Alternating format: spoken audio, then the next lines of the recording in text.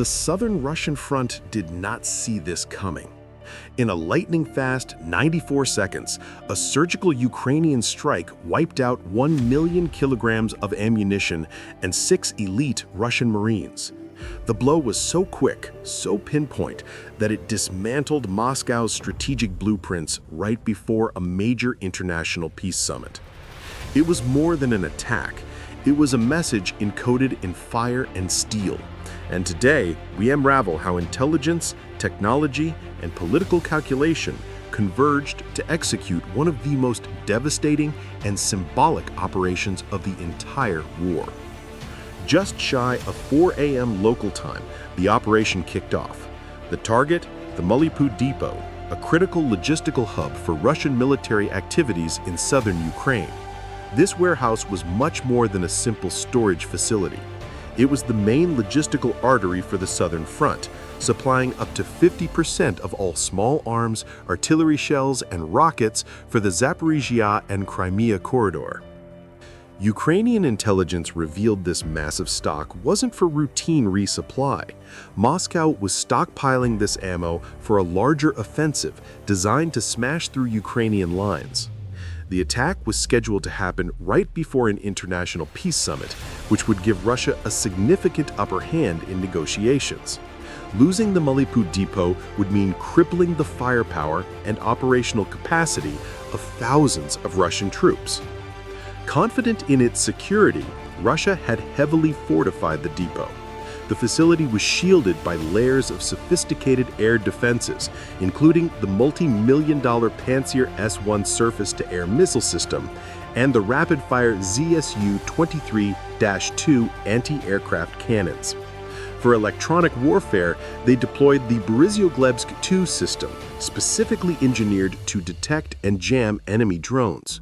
Moscow believed this strategic nerve center was untouchable.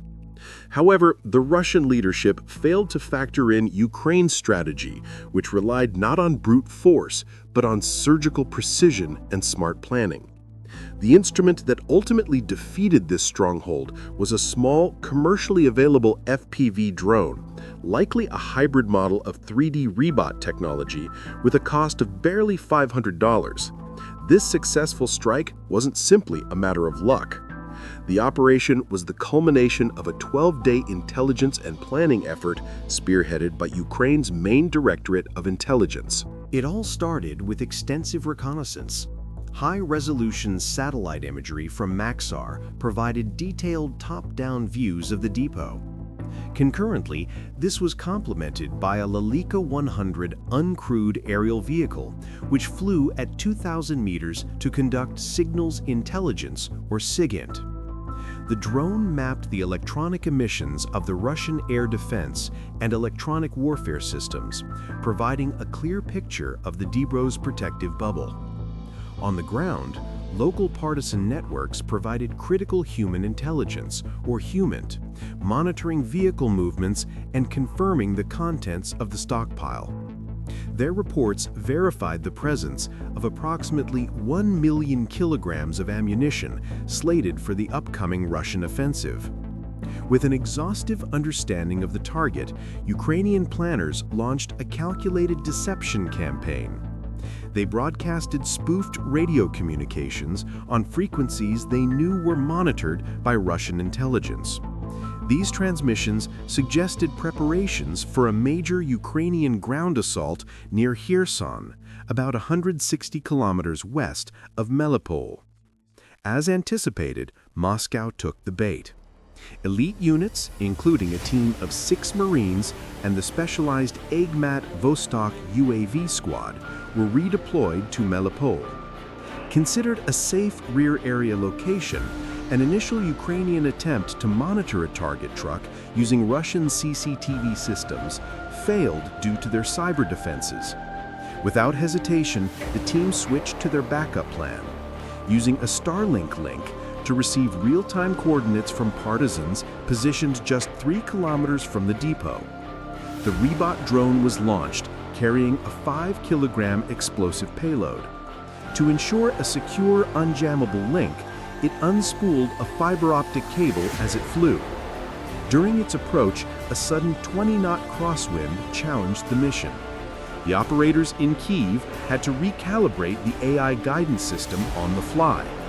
The drone's 4 rotors performed thousands of micro-adjustments per second, while the human pilot manually compensated for the wind's side drift to maintain a direct course. For approximately 30 seconds, the operation's success hinged on the perfect synchronization between human skill, artificial intelligence assistance, and unpredictable environmental factors. Next began Phase 2, the distraction. Ukraine launched 5 $200 Tilde decoy drones several kilometers from the depot. These were programmed to emit electronic signatures that mimicked a much larger drone swarm. The Russian Pantsir S-1 system immediately engaged the false targets, firing 57 E-6 missiles, each costing $60,000. In total, Moscow spent $360,000 to counter a handful of simple decoys. While the advanced Russian air defenses were occupied with the decoys, the Rybot drone flew undetected at a low altitude of just 40 meters. The Borisovleb's 2 electronic warfare system detected the drone's optical signature but was unable to jam its fiber optic control link. The operator then switched the drone to a total dark mode, cutting its radio frequency link and relying solely on the physical cable.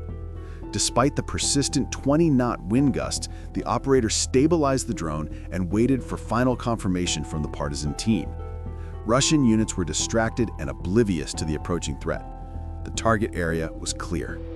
Through the Rybot's high-definition feed, the operator observed the target truck transporting the 6 Marines and the Ahmad Vostok team approaching the depot. The truck stopped exactly where intelligence had predicted, right in front of the warehouse doors. At this critical moment, the Russian air defense systems remained focused on the decoys, completely unaware of the real danger directly overhead. Suddenly, new complications arose. A Russian FPV patrol drone detected the Rybot's thermal signature 3 kilometers from the target, prompting the Borisovleb's 2 to intensify its jamming efforts. The Rybot's thin fiber optic cable snagged on a power pole, putting the mission in jeopardy. To make matters worse, a Grad rocket fired by a panicked Russian crew exploded nearby, and its shockwave further destabilized the drone's already compromised cable. The Ukrainian operator responded instantly, using the snagged cable as a pivot point to maneuver the drone behind a warehouse, breaking the enemy's line of sight. Simultaneously, a command sent via Starlink instructed the partisan team to illuminate a secondary decoy with a laser designator, successfully pulling the Russian patrol drone away from the area. With control re-established, the operator maintained a firm lock on the target truck as the Russian patrol approached within 150 meters. With the fiber optic cable stretched to its limit, the operator committed to the final attack approach. The Rybot drone accelerated to 60 kilometers per hour, using a ruined building as cover to remain hidden. Partisans confirmed that all Russian units in the immediate vicinity were still focused on the decoys, leaving the depot and the target truck completely exposed. The final sequence unfolded with calculated precision. The Rybot drone slammed into the truck's engine block, detonating its payload. Its 5-kilogram shaped charge ignited the vehicle's fuel tank, which in turn set off the 1 million kilograms of ammunition inside the depot. The result was a catastrophic explosion, releasing an instantaneous wave of thermal and kinetic energy. A powerful deflagration and intense heat were reported. The exact overpressure, temperature, and crater depth have not been confirmed. Secondary explosions from Grad rockets continued for 3 minutes, causing widespread destruction. By the time Russian emergency services arrived, the depot was a total loss. The facility, which was intended to be the backbone of a major offensive, had been completely neutralized. Strategically, the operation severed a critical logistics corridor between Crimea and Zaporizhia, disrupting the supply chain for an estimated 10,000 troops. Financially, a $500 drone had eliminated a $500 million asset, a 1 million to 1 return on investment. The strike wiped out 3 weeks of critical ammunition, forcing a fundamental shift in Russian operational plans and giving Ukraine a decisive tactical and psychological edge. The success of this operation offers several key insights into modern warfare.